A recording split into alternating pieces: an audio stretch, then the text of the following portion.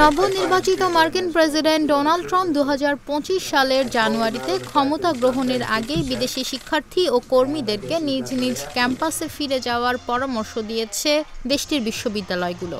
সম্প্রতি ইমেল বার্তার মাধ্যমে তাদেরকে বিষয়টি জানিয়েছে বিশ্ববিদ্যালয় কর্তৃপক্ষ। সংবাদ মাধ্যম বিবিসি বাংলার এক প্রতিবেদন থেকে এসব তথ্য জানা যায়।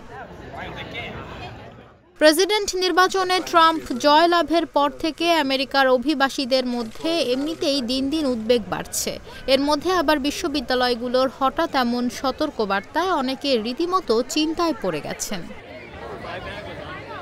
রিপাবলিকান নেতা ট্রাম্প এবার ক্ষমতায় বসে আমেরিকায় অবস্থানরত অবৈধ অভিবাসীদের বিরুদ্ধে ইতিহাসের সবচেয়ে বড় অভিযান চালানোর প্রতিশ্রুতি দিয়েছেন।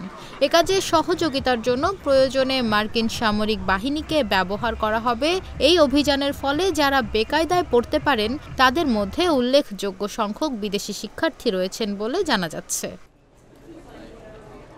আমেরিকায় নথিভুক্ত নয় এমন বিদেশি শিক্ষার্থীর সংখ্যা বর্তমানে 4 লাখের বেশি। যদিও ট্রাম্পের নতুন প্রশাসনে কর্মকর্তারা আশ্বাস দিয়ে বলছেন এসব অভিবাসীদের রাখার জন্য তারা বড় ধরনের আবাসনের ব্যবস্থা করবেন।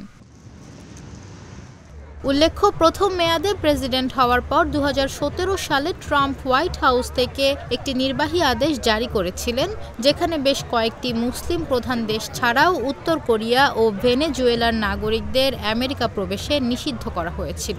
প্রথম দফায় প্রেসিডেন্টের দায়িত্ব পালনকালে বিদেশি শিক্ষার্থীদের ভিসা প্রদানের ক্ষেত্রেও বেশ কিছু কঠোর নিয়ম চালু করার প্রস্তাব করেছিলেন রিপাবলিকান এই নেতা।